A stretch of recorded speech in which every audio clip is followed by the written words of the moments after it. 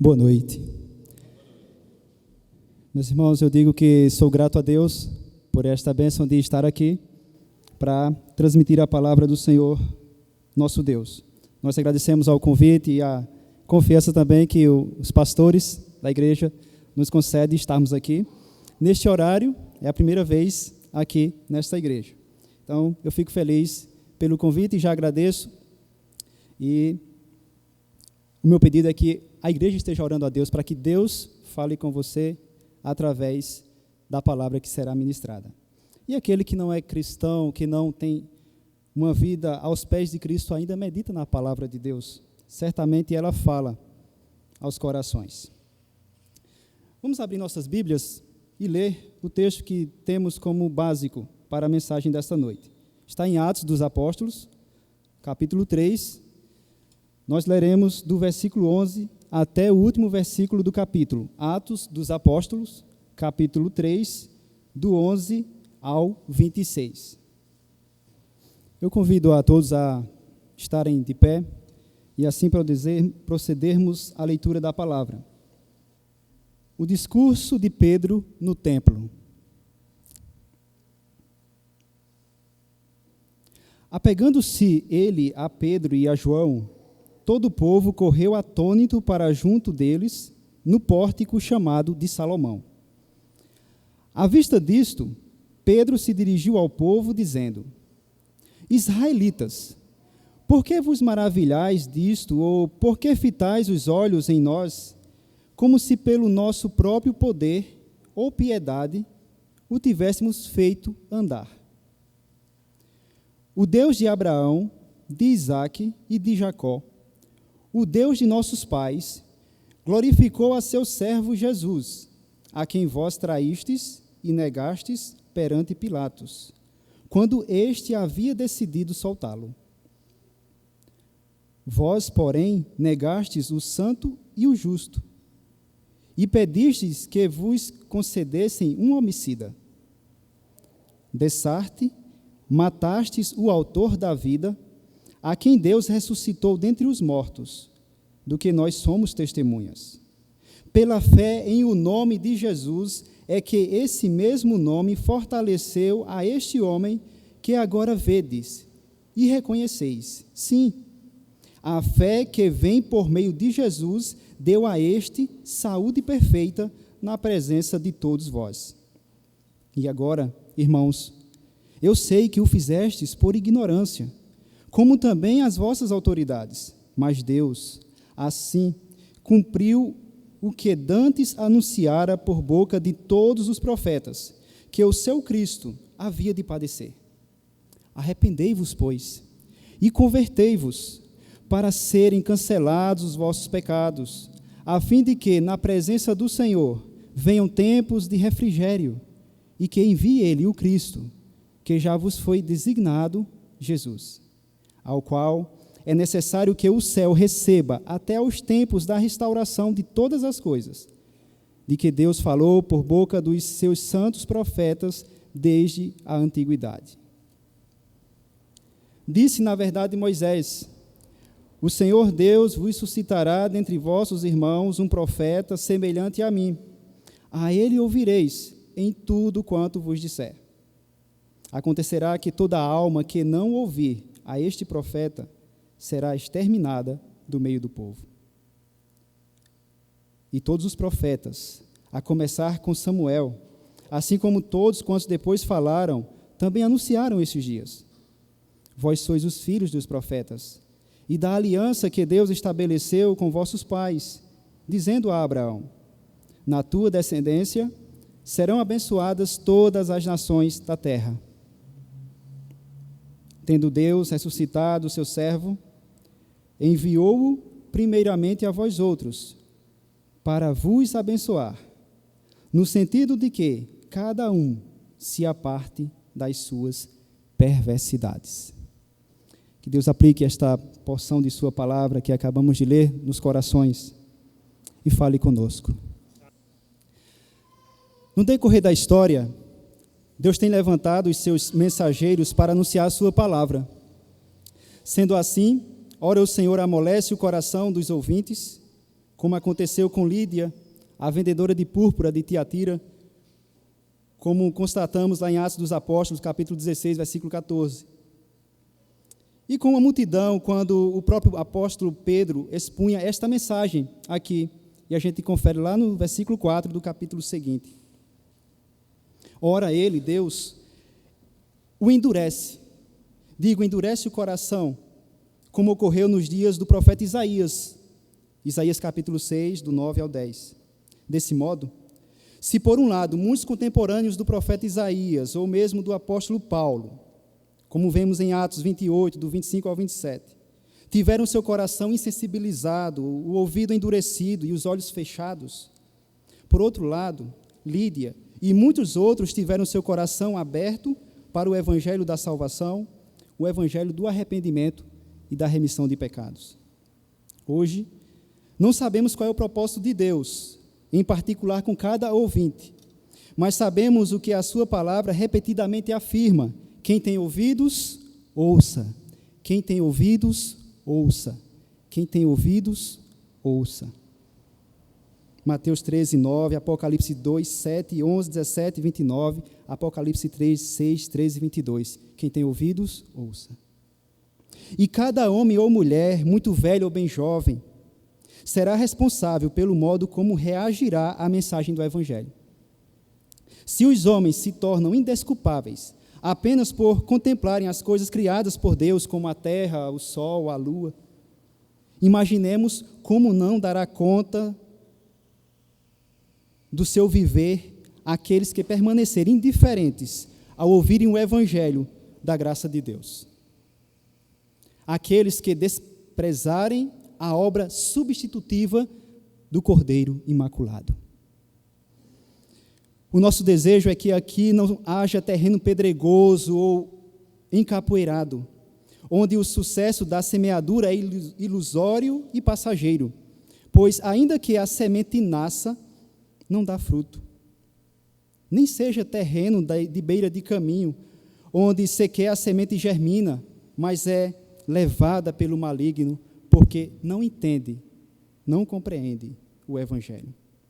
Mas o nosso desejo é que haja muitos solos férteis, desejosos de ouvirem a palavra de Deus, nos quais a semente dessa palavra produz a 30, a 60 e a 100 por um.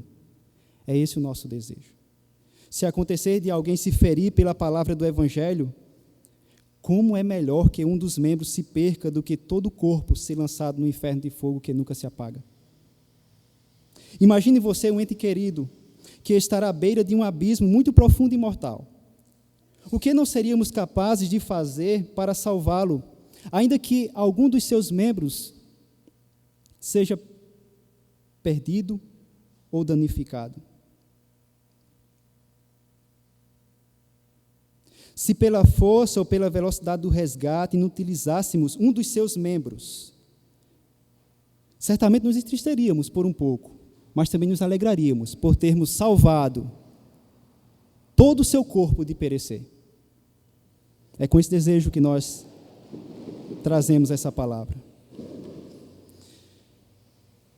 Além dessas coisas, o Evangelho nos ensina que ninguém é bom ou habilidoso o suficiente para se tornar frutífero, como uma semente plantada em terra regada, bem cultivada e limpa. Ninguém é capaz de salvar-se a si mesmo. Por maior que seja o seu esforço e por maiores e melhores que sejam as suas obras, ninguém pode purificar-se ou curar-se a si mesmo.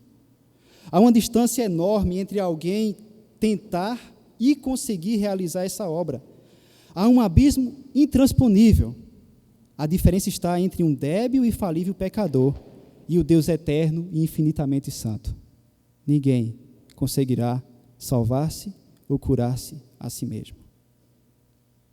Por isso, todos precisam prostrar-se aos pés ou ao pé da porta da graça de Deus e suplicar o seu socorro. O título da nossa mensagem é A Porta Formosa da Graça de Deus. Estamos agora no versículo 11 do capítulo 3 do livro de Atos dos Apóstolos. Quando a palavra afirma apegando-se ele a Pedro e a João, é preciso identificarmos a quem esse pronome ele se refere. Quando a palavra diz apegando-se ele a Pedro e a João, quem é esse ele? E isso é descoberto quando olhamos para os versículos anteriores desse capítulo. A referência é a um homem coxo de nascença que mendigava à porta do templo de Jerusalém, a porta chamada Formosa. E quando os apóstolos, Pedro e João, sobem ao templo, no meio da tarde, às 3 horas, para fazer a sua oração costumeira, eles encontram aquele homem mendigando. Aquele homem olha para Pedro, olha para João, e pensa que vai receber o que de costume ele recebia, uma esmola. Pedro olha para ele e lhe explica que não tem nada, nem prata, nem ouro, mas Pedro fala de uma coisa que aquele homem coxo de nascença, aleijado de nascença, não esperava. E é disso que depois nós vamos ouvir Pedro falar, aquela multidão que fica espantada, atônita. É junto a essa porta do templo onde a história daquele homem aleijado é transformada. Ali acontece um milagre por intermédio do ministério dos apóstolos. Aquele homem, agora sadio, entra no templo louvando a Deus com grande alegria e gratidão. É o que nós conferimos nos versículos 7, versículo 8. O povo, no entanto, é tomado de grande admiração e assombro. O homem coxo, desde o nascimento, aqui todos os dias, agora está andando normalmente. Todos ficam espantados, atônitos, assombrados. Apegando-se ele a Pedro e a João, todo o povo correu atônito para junto deles, no pórtico chamado de Salomão, que era um alpendre do templo. É aí que o apóstolo Pedro começa a pregar para o povo sobre o poder e o favor de Deus e a real necessidade da multidão. Foi junto àquela porta material que o apóstolo anunciou a porta espiritual, a porta formosa da graça de Deus. É, portanto, para as preciosas lições desta palavra bíblica, dessa passagem bíblica, desses versículos que acabamos de ler, sobre o favor de Deus, que a dedicada e reverente atenção de todos nós é chamada. É para essa mensagem, é para essa palavra. E aí nós podemos destacar algumas qualidades, darmos alguns nomes a essa porta formosa, que consideramos aqui no seu sentido espiritual. Não aquela lá do templo de Jerusalém, ao pé da qual aquele coxo de nascença estava mendigando, mas de uma outra porta, a da graça de Deus, a formosa porta da graça de Deus, ao pé da qual aqueles que invocam o Senhor têm saúde perfeita e saúde eterna. Em primeiro lugar, é a porta que se abre aos cegos. Essa porta formosa da graça de Deus é a porta que se abre aos cegos. Versículo 11 e 12. Apegando-se ele a Pedro e a João, todo o povo correu atônito para junto deles, no pórtico chamado de Salomão. À vista disto, Pedro se dirigiu ao povo, dizendo: Israelitas, por que vos maravilhais disto? Ou por que fitais os olhos em nós, como se pelo nosso próprio poder ou piedade tivéssemos feito andar?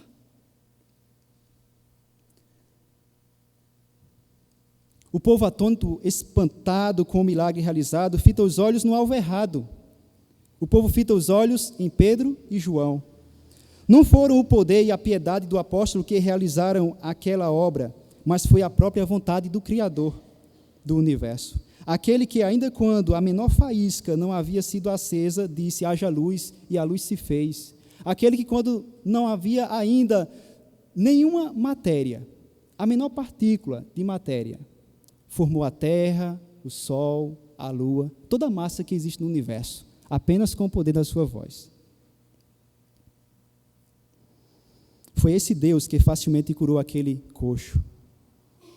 E aquele povo estava fitando no lugar errado. aquele povo espantado com aquele milagre acontecido, aquele milagre físico realizado, pensava que era Pedro que tinha feito. Pensava que era Pedro ou João que tinha realizado aquela cura, mas não. E Pedro vai chamar a atenção daquele povo exatamente para isso. Eles estavam cegos quanto à realidade da realização daquele milagre. Eles pensavam que era Pedro, ou que fosse João, o curandeiro, aquele que havia dado a saúde perfeita àquele homem, mas não foi. Por isso que Pedro agora se espanta.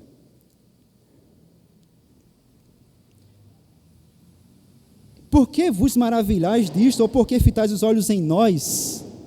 Por que vocês estão olhando para nós? Embora a multidão não houvesse notado, como em sua cegueira espiritual acontece a mesma coisa nos nossos dias, estava ali o Deus que criou o céu, a terra e tudo o que há neles, anunciando de forma prática a grandeza do seu poder, a beleza da sua graça, da sua misericórdia. É isso que nós aprendemos nos versículos 11 e versículo 12. Essa porta da graça se abriu na prática, na realização daquele milagre, para aqueles homens cegos, dizendo que quem faz o que os homens não podem fazer é o Deus que criou o homem, é o Deus que criou a terra onde o homem habita. É esse Deus que realizou aquele milagre. Foi esse Deus que fez aquilo. E é a esse Deus que Pedro e João agora começam a pregar, a anunciar para aquela multidão. E é precisamente desse Deus que nós estamos hoje aqui falando. Em segundo lugar, nós percebemos que essa porta é a porta que, embora desprezada e rejeitada, foi honrada e conduz à vida. É o que aprendemos no versículo 13 até o versículo 18.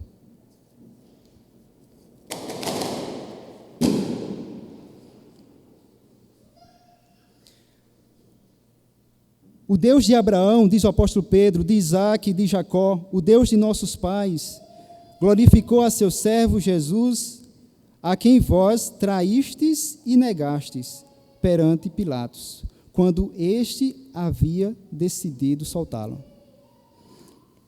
O povo trai e nega o santo e justo. Vós, porém, negastes o santo e o justo, e pedistes que vos concedessem um homicida. Aquele povo nega o santo, aquele povo nega o justo. E quem é esse santo e justo desprezado, que em outro momento falou de si mesmo, que ele era a porta?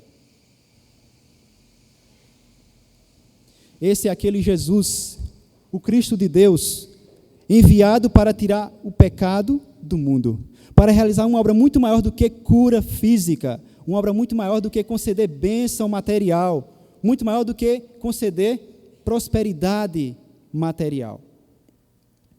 Esse Jesus, desprezado, traído, negado, santo que ele mesmo, em uma oportunidade, quando respondia aos seus opositores, disse: quem me convence de pecado?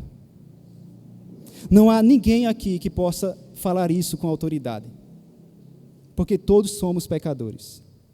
Mas esse santo e justo que foi negado e desprezado e rejeitado, ele falou. E ninguém, ainda que o odiando, pôde apontar um pecado, porque ele não tinha. Era santo. E esse santo Cristo é justo também. E a gente pode observar a sua justiça quando em um momento, quando os seus inimigos mais uma vez o testam, o provam, ele responde de uma maneira inesperada. Que não se lembra daquele momento quando os inimigos do Senhor Jesus Cristo levam uma mulher que foi apanhada em adultério e a lançam a seus pés. E agora espera aquele Jesus agir, aquele Jesus falar. Se ele não fosse justo, ele poderia até seguir a orientação e o estímulo e a provocação daquela multidão pecadora, traidora, assassina. Ele foi justo ali em não matar, nem corroborar com o assassinato daquela mulher, não porque ele seja cúmplice, ou porque tivesse sido cúmplice com o pecado dela, não foi por isso. Em nenhum momento ele disse, muito bem, não tem problema você viver dessa maneira. Ele não falou assim. Ele foi justo no sentido de que ali estava sendo desobedecida uma lei em relação àquele pecado. Eram para estar ali os dois adúlteros, não apenas um. E ele não matou apenas um. Ele não faz injustiça. Ele é justo. Mas ao mesmo tempo que ele foi justo, não entrando na provocação dos seus inimigos, ele foi misericordioso. Porque embora ele reconheceu que o pecado é pecado, ele disse, vá em paz e não volte a fazer a mesma coisa. Vá em paz e não peques mais. Justo e misericordioso. E santo. É esse o nosso Jesus. É desse Deus, é desse Senhor que o apóstolo Pedro está falando para aquela multidão. Que aquela multidão não entendia, não conhecia. Havia negado, traído. E agora estavam pensando que fosse Pedro ou João que estivesse realizando aquele milagre. O versículo 15 nos fala algo mais. O apóstolo Pedro aqui continua. Dessa forma, mataste o autor da vida. Jesus Cristo é o originador da vida, é aquele que cria a vida. Todas as coisas foram feitas por Ele, e sem Ele nada do que foi feito se fez, diz o Evangelho Sagrado. Pedro se dirige àquela multidão que está ali assombrada, espantada, atônita, que sabe até com um aspecto de alegria também, nós não sabemos, o texto não fala. Mas aquela multidão quer transferir aquele acontecimento, ou o mérito daquela obra, daquele milagre, aos apóstolos, para os apóstolos. E Pedro vai falar diretamente nos seus olhos, dizendo, vocês são traidores, vocês são assassinos, vocês negaram aquele que é santo e que é justo, vocês mataram o autor da vida, aquele sem o qual nenhum de nós existiríamos. É disso que o apóstolo Pedro está falando para aquela multidão espantada, atônita. O povo mata o autor da vida, mas Deus o ressuscita, dando-lhe a glória que ele tinha desde a eternidade. É o que a gente pode perceber também, conferir também no Evangelho de João, capítulo 5, versículo 17. Quando o Senhor Jesus Cristo orava ao Pai, Ele não pedia para receber algo que ninguém tivesse, ou que Ele nunca tivesse tido, não. Mas que Ele tivesse a mesma glória que Ele já tinha desde antes que houvesse mundo. Esse Deus, esse Senhor e Cristo, foi exaltado, apesar de ter sido negado, traído e morto. Ele foi honrado aos olhos daquela multidão, através dos lábios do apóstolo Pedro, que disse, não fomos nós, mas Ele, o Senhor, que fez isso. Versículo 16. Pela fé em o nome de Jesus é que este mesmo nome fortaleceu a este homem, que agora vedes e reconheceis. Sim, a fé que vem por meio de Jesus deu a este saúde perfeita na presença de todos vocês. Foi Jesus quem concedeu a saúde perfeita àquele homem. Versículos 17 e 18 nos mostra que é Jesus a porta desprezada por muitos ignorantes, sim, nas mãos dos quais padeceu. Isso é um fato registrado e identificamos nesses versículos. Mas cumprindo, sobretudo, o propósito maior de dar vida perfeita e eterna aos que nele creem. E agora, irmãos, diz o apóstolo Pedro, eu sei que o fizestes por ignorância, como também as vossas autoridades, mas Deus, assim, cumpriu o que dantes anunciara por boca de todos os profetas, que o seu Cristo havia de padecer. Ali não havia acontecido algo, nada que fugisse ao controle, tudo estava programado. O Cristo que padeceu, aquele que foi rejeitado, desprezado, traído, negado e morto, e agora estava ali, naqueles dias em que o apóstolo Pedro anuncia essa mensagem, ressuscitado e na glória, honrado, ele cumpriu toda a sua trajetória conforme os profetas falaram. E literalmente ele cumpriu cada detalhe que deveria ser cumprido até aquele momento. Abramos nossas Bíblias e confiramos o que está lá em Isaías, capítulo 53. É um texto que aponta para o que o apóstolo Pedro está mostrando aqui, aquela multidão atônita.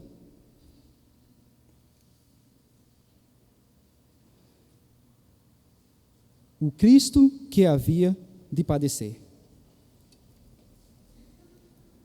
Quem creu em nossa pregação e a quem foi revelado o braço do Senhor? Porque foi subindo como um renovo perante ele e como raiz de uma terra seca. Não tinha aparência nem formosura. Olhámo-lo, mas nenhuma beleza havia que nos agradasse. Foi dessa forma que ele apareceu naqueles dias aqui na terra. Era desprezado e o mais rejeitado entre os homens, homem de dores e que sabe o que é padecer. E como um de quem os homens escondem o rosto, era desprezado, e dele não fizemos caso. Nós muitas vezes nos entristecemos porque alguém não faz caso de nós. Você consegue mensurar, calcular, imaginar o Senhor eterno, santo, justo, que deixa a sua glória, vem à terra, tomando a forma humana, se fazendo de servo, para tomar lugar de pessoas ímpias, más, perversas. E essas mesmas pessoas que estão nessa mesma categoria de perversas, de más, de pecadoras, em vez de agradecer a misericórdia de Deus, despreza, rejeita, nega e mata.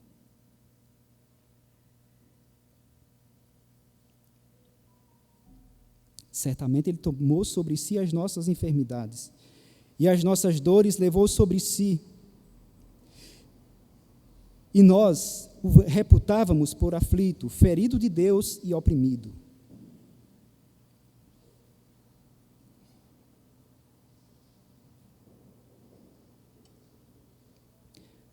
Mas Ele foi traspassado pelas nossas transgressões.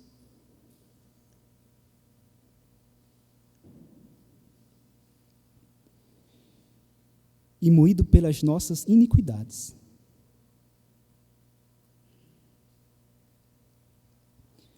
Éramos nós que merecíamos cada desprezo, insulto e açoite.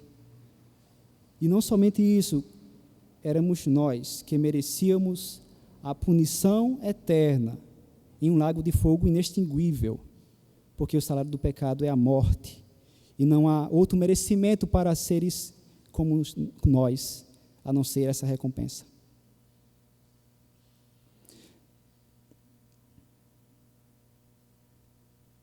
Se for por merecimento próprio, é da morte eterna.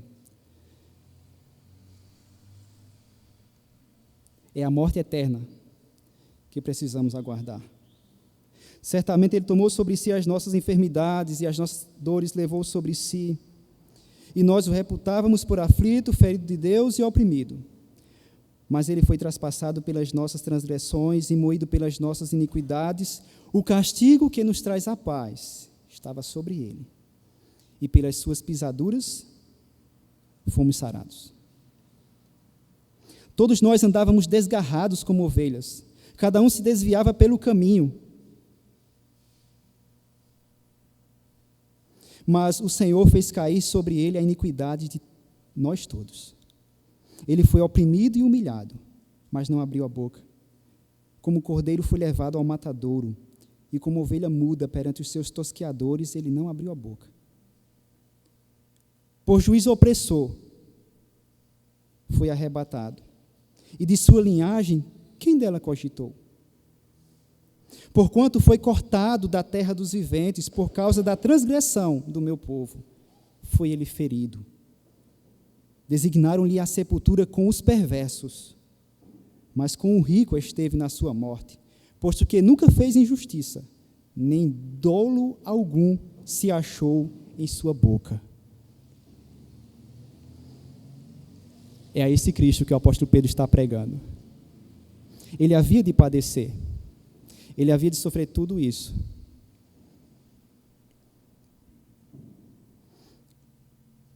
para garantir vida eterna aos crentes.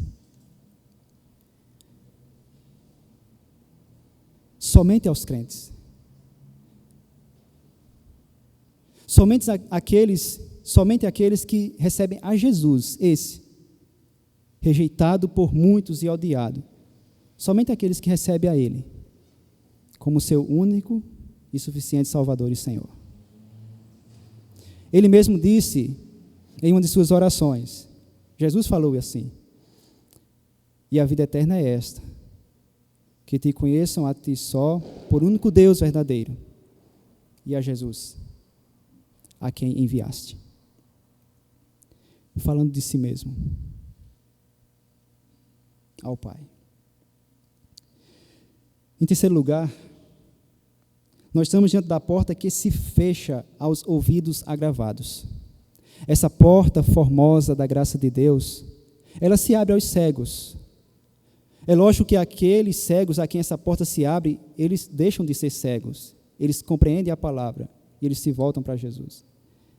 Essa porta da graça rejeitada, desprezada, nós já vimos aqui nessas palavras, foi honrada e concede vida àqueles que creem. Mas, em terceiro lugar, essa é a porta que também se fecha aos ouvidos agravados.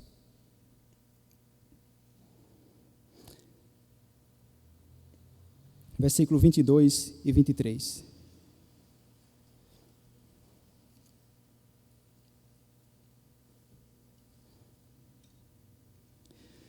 Disse, na verdade, Moisés: o Senhor Deus vos suscitará dentre vossos irmãos um profeta semelhante a mim.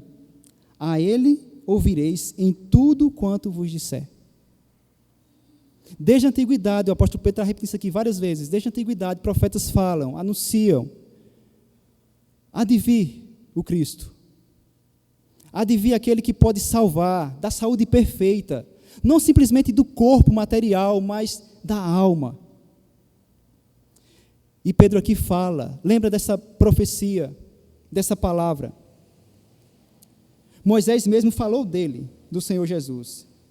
E aqui o Moisés, o servo de Deus, aquele primeiro mediador humano, a quem os homens poderiam olhar nos olhos e nada acontecer.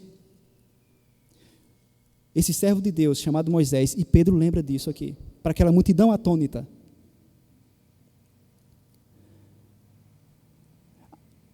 Esse Jesus é aquele que haveria de vir, semelhante a Moisés.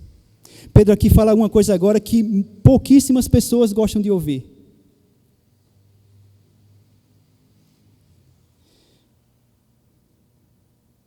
Porque há muitos de nós, ainda que religiosos, que acostumados com cultos, com cerimônias religiosas, confiam a sua paz, a sua saúde perfeita aos seus esforços, aos seus méritos.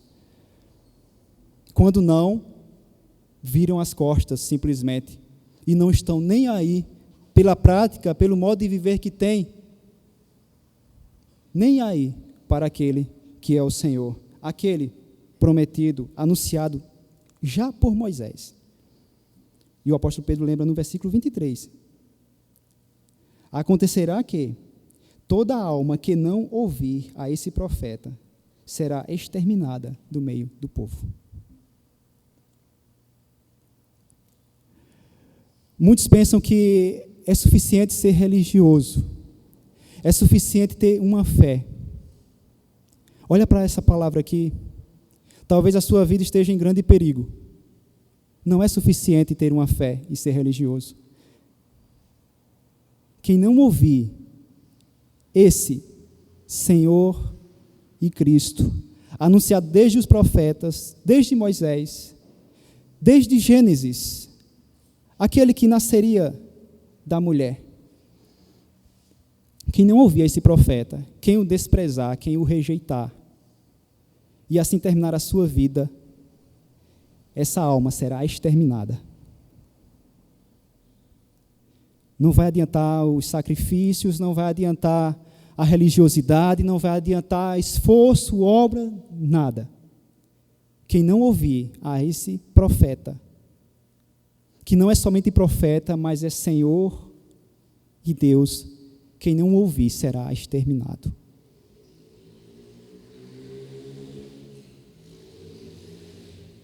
Serão destruídos todos os que virarem as costas ao Salvador. É a primeira lição que a gente aprende aqui. Esses impenitentes receberão o mais duro castigo, comparadas ao qual as enfermidades mais dolorosas, das quais nós temos conhecimento, e a tortura pior que possa existir, é como uma brisa suave. São como uma brisa suave, se comparadas com o castigo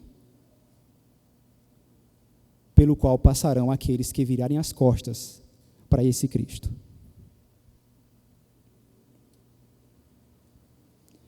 O nosso Deus é fogo consumidor, a palavra deixa isso muitíssimo claro. Hebreus capítulo 12, versículo 29. E é horrível coisa cair nas mãos do Deus vivo. Hebreus capítulo 10, versículo 31.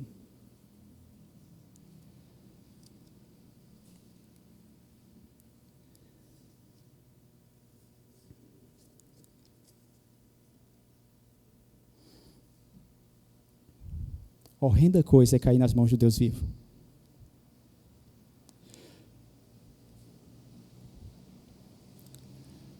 Muitas pessoas não falam disso e muitos não acreditam, mas o castigo eterno, do qual homens impenitentes merecem,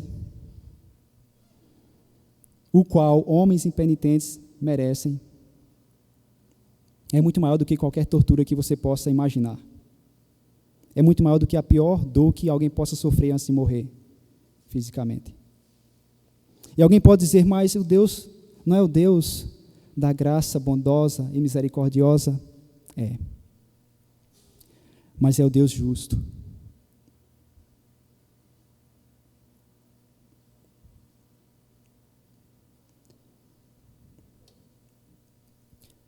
Você daria o seu filho ou um ente querido para morrer por alguém? Você faria isso? Pegue o seu filho, aquele a quem você mais ama. Se você pudesse fazer isso, você faria? Você daria, o mataria, o colocaria numa cruz?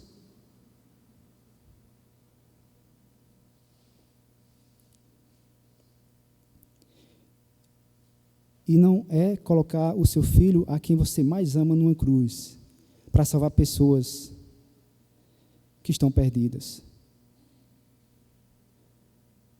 Mas é para pessoas muitíssimo más, perversas, que não somente vão zombar do sacrifício,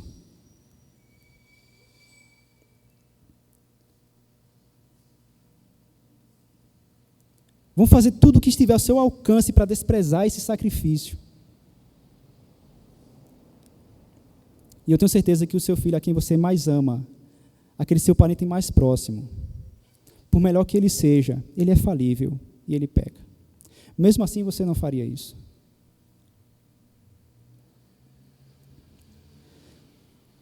Não é baixo o preço que Deus pagou com a vida do seu filho para salvar pecadores. E certamente aqueles que desprezarem esse sacrifício vão receber não uma ira, simplesmente uma ira de um Deus santo e justo e todo-poderoso e infinito, mas o próprio merecimento dos seus pecados, das suas transgressões, da sua maldade. Porque não se arrependem, não reconhecem a sua maldade. Eu acho brilhante uma ilustração de um dos pregadores da atualidade, quando fala da ira de Deus. Talvez aqui todos conheçam o pastor Paul Walsh. E ele fala sobre o derramamento da ira de Deus, ou sobre a ira de Deus, em uma ilustração que é muito interessante e eu acho muito significativa. Imagine, eu quero parafrasear um pouco. Pensa, por exemplo, numa barragem aqui, que você conheça. Pense na barragem mais próxima, ela cheia, transbordando. E essa barragem prestes a se romper. Imagine aqueles que estiverem aos pés dessa barragem do outro lado. O que é que vai acontecer com eles?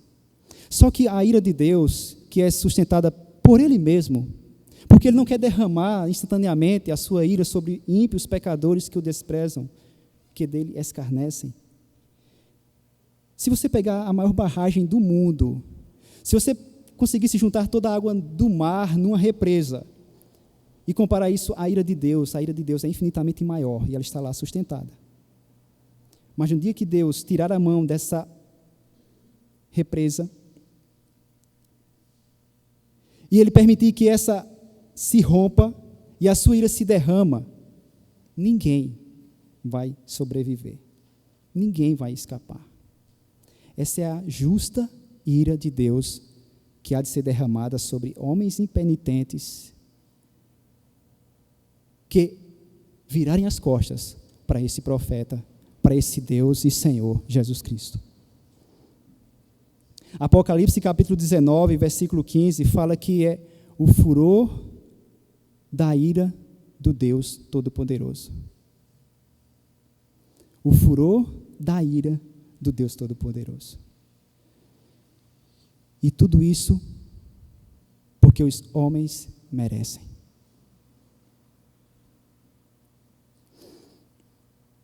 Aqueles que virarem as costas, aqueles para quem os ouvidos, de quem os ouvidos estão agravados, para esses, essa porta da graça vai se fechar.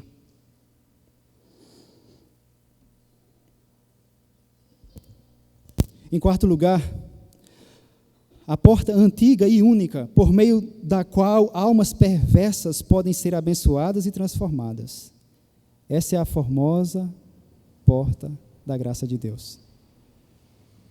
Antiga e única, por meio da qual almas perversas podem ser abençoadas e transformadas. E aqui mais uma vez fere o ego humano. Porque ninguém quer ser chamado de perverso, de mal. Ninguém quer ser chamado de perverso e de mal. Agora olhem para os seus pensamentos. Agora olhem para as suas ações. Olhem para o que fazemos no nosso dia a dia. Se o Senhor Jesus, se o nosso Deus fosse olhar para nós conforme as nossas iniquidades, muitos blasfemam, falam absurdos do modo como Deus age. Muitos aqui querem orientar Deus a executar o seu juízo. Ou não sabem. Não sabem que o castigo que está reservado àqueles que são maus e que não se arrependem e que não se voltam para esse Senhor e Deus e Cristo, estão irremediavelmente perdidos. Serão exterminados, banidos da presença do Senhor para sempre e sempre. Porque Deus não julga logo, porque Deus não pune logo essa geração má. Outros dizem, se Deus é tão bom e justo, por que Ele permite coisas ruins acontecerem, até mesmo para os seus servos? Eu me lembro agora de uma palavra de um outro pregador da atualidade, que fala sobre essa questão, sobre essa pergunta. Essa pergunta que muitos fazem, por que Deus tão bom permite que coisas ruins aconteçam? Ele diz, e eu concordo com ele, essa pergunta está errada. Porque Deus tão santo e justo nos permite abrir os olhos pela manhã, nos permite estar aqui respirando, depois de tudo que nós pensamos e falamos e fizemos? Essa é a pergunta. Por que Deus não destruiu já todos?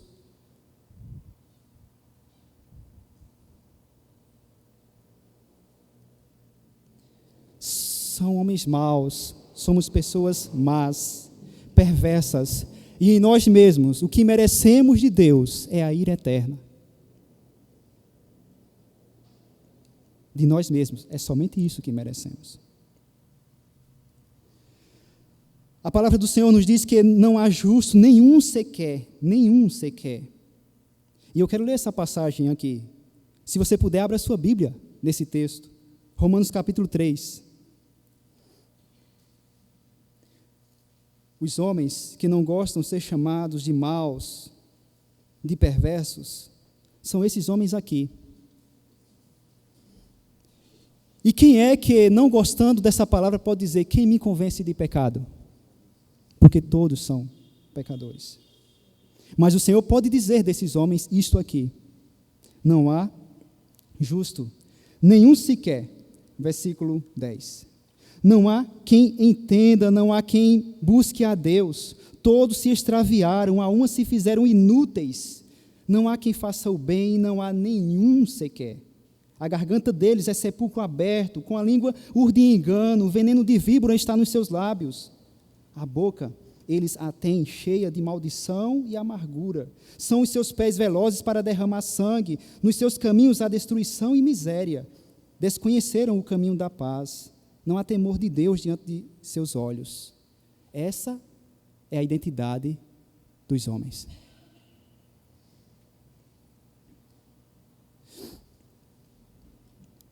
Deus só pode salvar pecadores e perversos, porque não há justo nenhum. Se alguém é salva pela misericórdia e belíssima graça de Deus. Mas não é por mérito humano. Toda obra boa, toda boa intenção se torna trapo de imundícia diante da gloriosa santidade do eterno Deus. Toda boa obra, e a melhor que seja a intenção.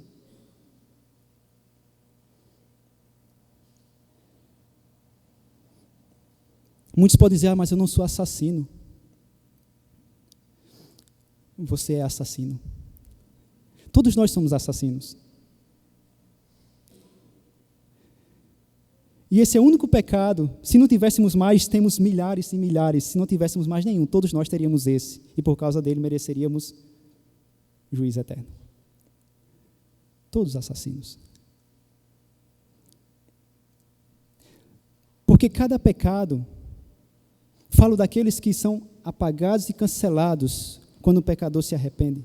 Cada pecado desse matou aquele que pôde garantir a vida, Jesus.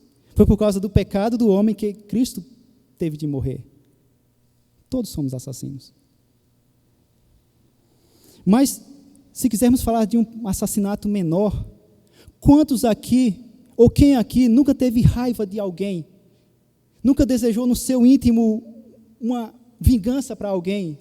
Um mal de volta para alguém? Quem nunca fez isso? E a palavra de Deus é clara em dizer: quem faz isso no seu coração é assassino diante de Deus. O apóstolo João lembra disso. Não temos como escapar por nós mesmos. Não há saída. Se fôssemos nos comparar a uma árvore que produz frutos, e essa fosse chacoalhada, os frutos que cairiam seriam todos podres, e não serviria para nada.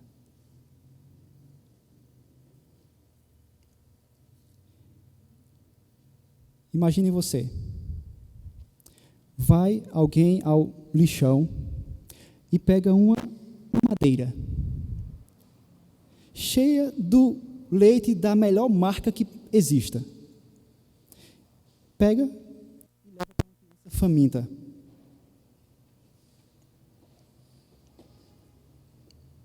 Não vai levar saúde.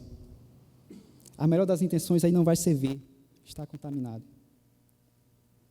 A nossa boa obra, por melhor que seja, ela é feita por nós, está contaminada. Não dá para ninguém salvar-se a si mesmo, por melhor que seja a sua intenção, por maiores e melhores que sejam as suas obras, os seus esforços. Porque o homem em si, ele está contaminado. É alguém que precisa fazer algo por ele. É alguém que pode limpar-se a si mesmo, que pode resgatar alguém. E aí está a mensagem que Pedro está anunciando para aquela multidão atônita. O doente da alma necessita de apartar-se das suas perversidades. Versículo 26. tendo Deus ressuscitado o seu servo, enviou primeiramente a vós outros para vos abençoar, no sentido de que cada um se aparte das suas perversidades. Cada um se aparte das suas perversidades. É essa a obra do Senhor. Não há salvação sem o pecador apartar-se das suas perversidades. Em quinto e último lugar, destacamos aqui que essa porta formosa da graça de Deus, não aquela onde aquele coxo estava ao pé, recebendo esmolas, para satisfazer as suas necessidades físicas, materiais. Não, mas a porta da graça de Deus. É a porta da morada em que somos, ou em que somente aqueles que se arrependem e se convertem encontram abrigo e eterno descanso. Essa é uma característica que encontramos nessa porta da graça, onde somente aqueles que se arrependem e se convertem encontram descanso. Não é onde aqueles que fazem boas obras encontram descanso. Não é onde aqueles que se esforçam para fazer o que é bom encontram descanso. Mas é onde aqueles que se arrependem e se convertem encontram descanso. Versículos 19, 20 e 21. Pedro conclui dizendo: depois de expor a identidade humana, que é de maldade, de perversidade, cujo coração é o coração que trai, que nega e que mata, Pedro diz, portanto, arrependei-vos. Se você ainda respira, ainda está vivo, você pode ainda se arrepender. A porta ainda não fechou-se para você. Arrependei-vos, pois, e convertei-vos, para serem cancelados os vossos pecados. É o único meio pelo qual pecados são cancelados, é quando pecadores se arrependem e se convertem. Nada mais. Arrependimento. Arrependimento nos fala de não somente mudança de pensamento, mas de atitude. É uma mudança de vida. É não somente reconhecer que é mal em si mesmo, que tende para o mal. Não é somente reconhecer isso. Há muitos que se entristecem, que têm remorso das práticas pecaminosas. Judas fez isso. Mas não é somente reconhecer que é pecador e mal. É preciso entender que a sua vida precisa ser outra. O Senhor Jesus vai falar em outro momento, é preciso nascer de novo. É preciso não somente reconhecer o erro, mas abominá-lo, assim como o Senhor o abomina. Convertei-vos. Esse verbo nos indica, nos dá a ideia, nos ensina que é preciso, para estar em paz com Deus, voltar. Nós sabemos de toda a história. Nós sabemos porque tudo isso aconteceu, porque todas essas dores vieram à humanidade. O homem se apartou de Deus. Foi destituído da sua glória, desde lá do Éden. E a única forma de ele receber paz e descanso é voltando. Aí está a conversão. É preciso voltar para Cristo. Não há salvação em nenhum outro. Não há salvação em nenhum outro lugar, somente em Cristo. Ele foi o único que pôde pagar a pena de pecadores como eu e você. Porque ele era e é santo. Ele pôde satisfazer a justa e santa ira do Deus infinito, porque ele é Deus e infinito. É preciso voltar para esse Senhor. É preciso se arrepender, portanto, e se converter. Pedro lembra aquela multidão disso. Aquela multidão estava admirada, espantada diante de um milagre. Alguém que não andava direito, porque ela era aleijado, agora anda. Pedro diz, isso não é nada, diante da realidade, do fato que acomete vocês estão perdidos, cegos, vocês estão manquejando. É preciso se arrepender e se converter. É preciso voltar-se para aquele que pode salvar, o Senhor Jesus. Voltar-se para o Senhor Jesus. Cancelamento da dívida. Graças a Deus. Que beleza não é esta obra? A beleza maior. Pecadores ímpios, perversos, maus, infinitamente merecedores do justo castigo de Deus, ter o seu pecado cancelado, apagado. Tem alguém que tomou o seu lugar e agora esse pecador não tem nenhuma conta, nenhuma dívida a pagar. A graça maior, mais bela, formosa que essa.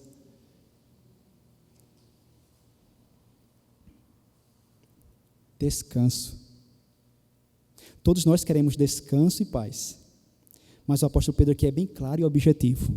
O descanso e paz, o refrigério para a vossa alma, somente arrependendo-se e convertendo-se. Só. Gostaríamos, portanto, de fazer algumas considerações finais. Em primeiro lugar, o próprio Jesus, que morreu e ressuscitou, declara ser a porta. Ele diz isso: eu sou a porta. Se alguém entrar por mim, será salvo. Entrará e sairá e achará pastagem. Aqui o Senhor Jesus Cristo está lembrando daquele bom pastor que cuida das suas ovelhas. Ele prepara o alimento adequado dentro do curral, lá tem a ração bem cuidada. E quando ele tira essas ovelhas para o campo, lá também ele coloca nos pastos verdejantes. Ele é a porta. E se as ovelhas estiverem no curral ou fora, onde elas estiverem, estando com ele, tem boa alimentação. Podem estar tranquilas, podem descansar. Esse mesmo Jesus é a maior e mais bela demonstração da infinita graça de Deus em nosso favor. Portanto, todos quantos já o recebemos como único Senhor e Salvador, nós, eu e você, nós que somos cristãos, que já reconhecemos a nossa pecaminosidade um dia, e perversidade e maldade, mais uma vez, honremos esse Senhor, que o honremos dia após dia, com o viver santo. Se lembre do preço que Ele pagou por nós. Se lembre que se Ele não quisesse, nós já estaríamos destruídos, justamente exterminados.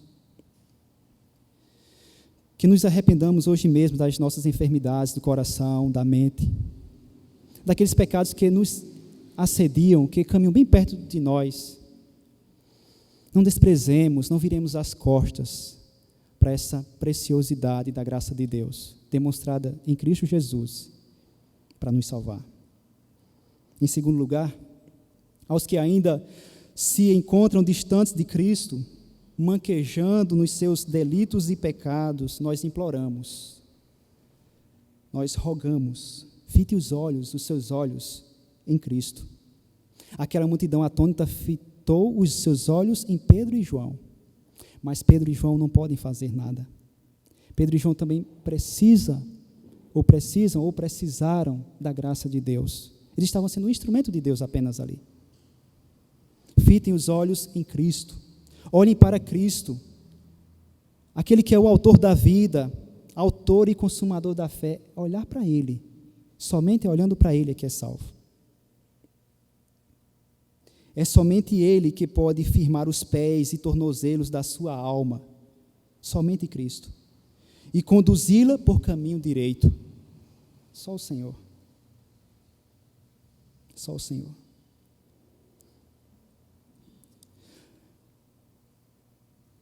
Achegue-se a Ele, a Cristo, de mãos vazias, como aquele mendigo. Nós não temos nada para oferecer para Deus. Aquele mendigo, logicamente, ele não entendia, não conhecia ainda o Senhor. Ele apenas esperava uma esmola material para satisfazer a sua necessidade material. Ele sequer imaginava que o seu corpo pudesse ficar sadio, o seu corpo físico. Mas como aquele mendigo, estejamos nós assim, porque somos assim. Não temos nada para oferecer a Deus para Ele nos abençoar. Não temos nada para oferecer a Deus. Você não tem nada para dizer: Deus, me salva por causa disso. As mãos devem estar vazias.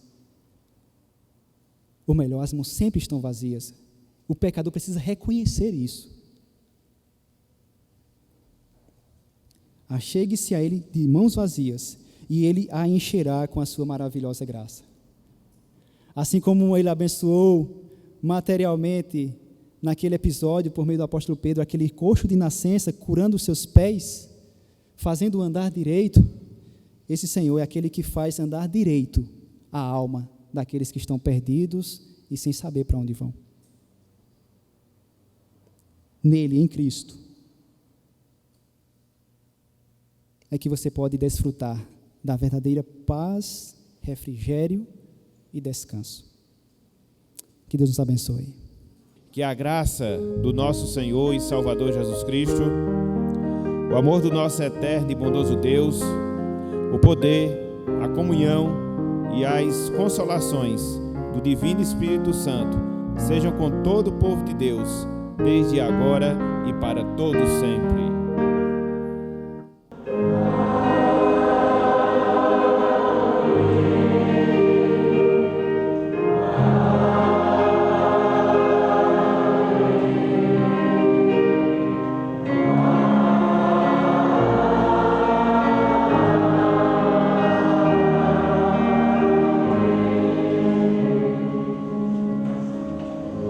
Sentar, está concluído o culto desta noite.